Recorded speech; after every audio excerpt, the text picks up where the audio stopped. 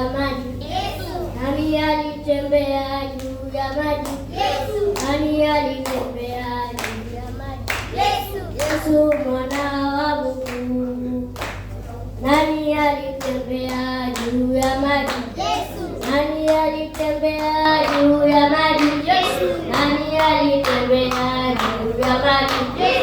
Yesu mwana wa Mungu. Who was the king over the water? Who was the king over the water? Who was the king over the water? Jesus, the Son of God. Nani alitembea juu ya maji? Nani alitembea juu ya maji? Nani alitembea juu ya maji?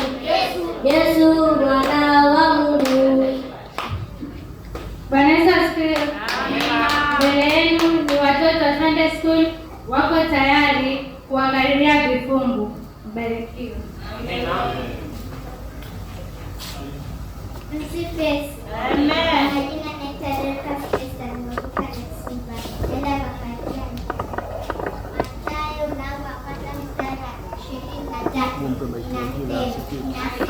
Tazama, bikira atachukua mimba, naye atazaa mwana, nao watamwita jina lake Emanueli, yaani Mungu pamoja nasi.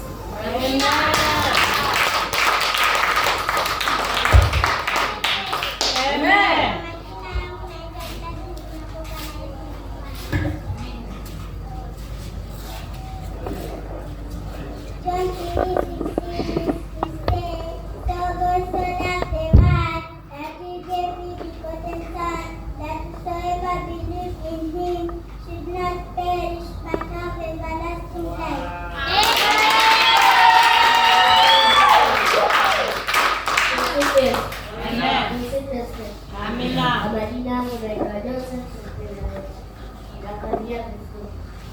Methali namba 20 mstari wa 20 inasema, amlaye baba mama yake itasimika katika giza kuu.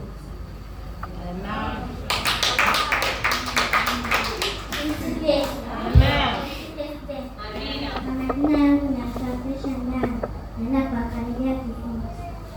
Methali namba 3 mstari wa 1 inasema, mwanangu, usisahau sheria yangu, bali moyo wako usishike amri zangu, maana zitakuongezea wingi wa siku na miaka ya uzima na amani. Rehema na kweli zisifarakane nawe, zifunge shingoni mwako, ziandike juu ya kibao cha moyo wako, ndivyo utakavyopata kibali na akili nzuri mbele za Mungu na mbele za wanadamu. Amen. Msipe. Kwa majina Neema nimeokoka na Yesu Bwana. Naenda kwa kazi ya kifungu. Methali 1:7 inasema, kumcha Bwana ni chanzo cha maarifa, bali wapumbavu hudharau hekima na adabu. Amen. Jina naitwa Tani Sokono Ngoro, nimeokoka na Yesu Bwana. Naenda kwa kazi ya kifungu. Hebrews chapter 13 verse 8, he said, Jesus Christ is the same yesterday, today, and forever.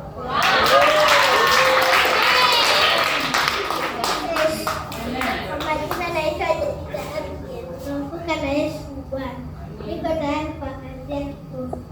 Zaburi 1:1 inasema, heri mtu yule asiyekwenda katika shauri la wasio wake, wala hakusimama katika njia ya wakosaji, wala hakuketi barazani kwa wenye kuzaa, bali sheria ya Bwana ndiyo impendezayo, na sheria yake huitafakari mchana na usiku. Amen.